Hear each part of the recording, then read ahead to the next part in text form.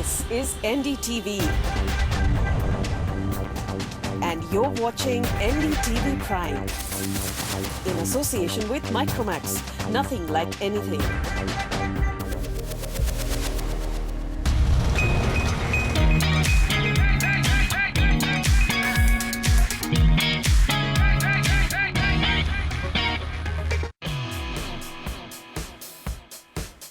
This week on CNB Bazaar Buzz, find out what exactly happens inside a bike service center and some of the things you can do at home to get the best out of your bike. Also, a glimpse of the Michelin Challenge Bimbendum in China, and find out how Toyota is driving new automated safety system in their future models.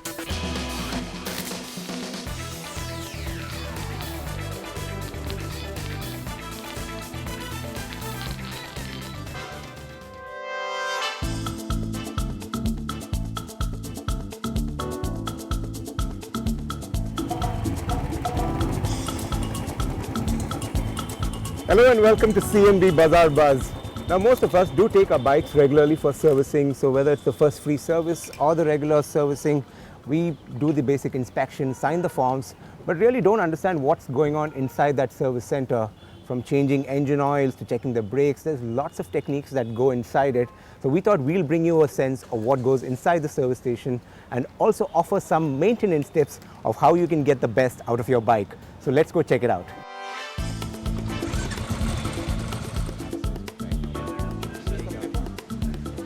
It doesn't take a bike enthusiast to be interested in what goes on at the service center, but every bike owner needs to understand the basic steps of servicing. This not only helps understand your bike better, but also helps you keep the bike in top shape. Need to be air filter replaced. At the Royal Enfield service outlet, a job card is prepared first to tell you the areas that need servicing besides a basic checkup. So ensure that you ask and understand every detail that the service engineer is recommending. After your approval, the bike is taken inside the workshop for the servicing to begin. Now the bike is all set to go in for servicing. There's quite a bit of work ahead of us in the service center. But one of the things I wanted to highlight was in terms of the engine oil. Now, the engineer has indicated that it needs to be changed, and one way you can do this at home is have a look at this level barometer, which is there in most motorcycles. This is on the Royal Enfield, which indicates that it's slightly below the level that it's indicated on the barometer, which also indicates that the engine oil needs to be replaced. Also, one of the critical things that needs to be kept in mind is the quality of the engine oil. You cannot be compromising on that. It needs to be a good quality one, especially when you get it from the authorized service center. Just go by what they are offering, and also make sure that you don't take it to an aftermarket smaller mechanic who might just compromise on the quality of the engine oil. So let's just see how the overall servicing starts, and also see how this engine oil is replaced, because it's quite a technical process, and we recommend that you do it at an authorized service center. The engine oil needs to be changed regularly to ensure engine longevity. The mechanic first removes the drain plug from the pump and drains the old oil into a tray. He also checks that the drain plug washer is in good condition, then refits the drain plug. Refill the engine with the correct amount of new oil. Then start the bike and check for leaks.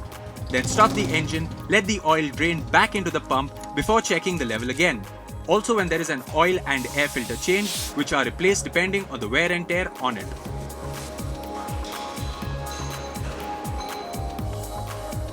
Now, one of the things you guys can do at home is check the condition of your tire, especially the treading on it, as it can affect the overall handling of the bike.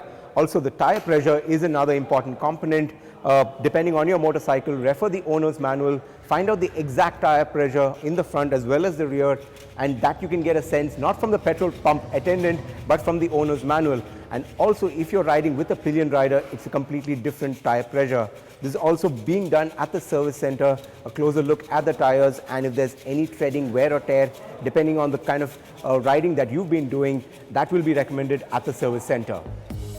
Always check tire pressure when you start riding, never when they are hot after riding, as pressure increases then.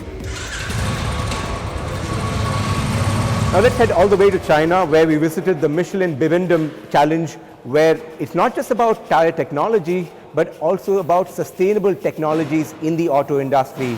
Here's a look at the highlights.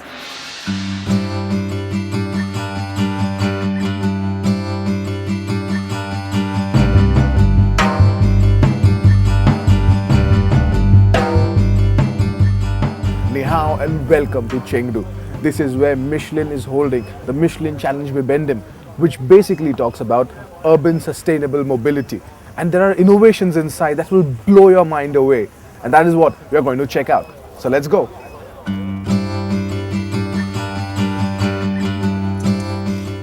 The Challenge Bimbendum was started in 1998 by the Michelin Group with the support of many leaders of the road transportation industry. This is considered as one of the biggest green transportation event in the world. Michelin has invested 2 billion euros in research and development over the last 3 years. And here's a look at some interesting innovations.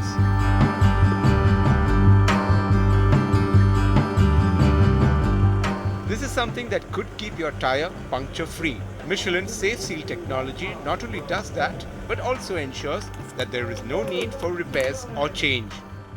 Michelin is showing on the Michelin Challenge Bimbendum here in Chengdu this year a new technology called Safe Seal. This new technology is to make sure that a flat tire will not be a problem anymore, because we'll put inside the tire a layer of material that will automatically plug the hole that will be done. And this technology was developed in Europe, in our main research center in Europe. We've been working a long time on that to make sure that the solution is going to be a good solution, because we want to keep exactly the same performance of a standard tire, plus this benefit of not having problem with flats. At the event, it wasn't all about new tire technologies, but also about sustainable urban mobility. And we got to experience different types of electric vehicles. All through this global summit, we've been talking about reducing CO2 emissions, about sustaining mobility. So now, this is a good way of doing it. Cycles, battery powered. What else can go wrong? So I'm doing my part for the day. Let's see. But then there are other ways if you don't want to pedal and exercise. There is the lazy way, the lazier way, and the laziest way. In its 12th edition, the Michelin Challenge Bimbendum brought together people from across the world to form a think tank and create a sustainable future.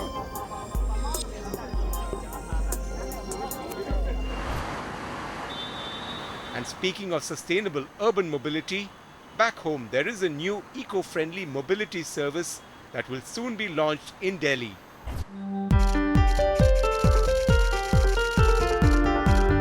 It's called the ZB, and no, it's not an alternative to e-rickshaws that you see in Delhi.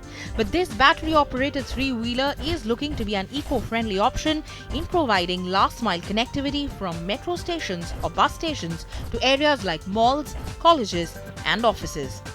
Produced by Swedish company Clean Motion, ZB can go at a maximum speed of 45 km per hour and consumes 4 kilowatts for 100 km.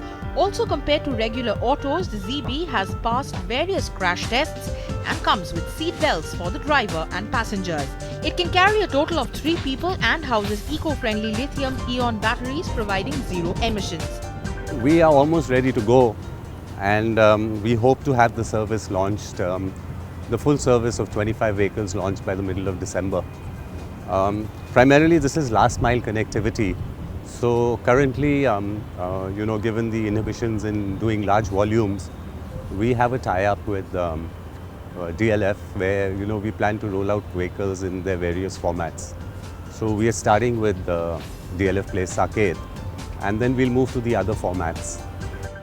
In the first pilot phase to be launched in December, ZB is going to ferry passengers to and fro from the DLF Saket Mall in South Delhi to the nearest metro station.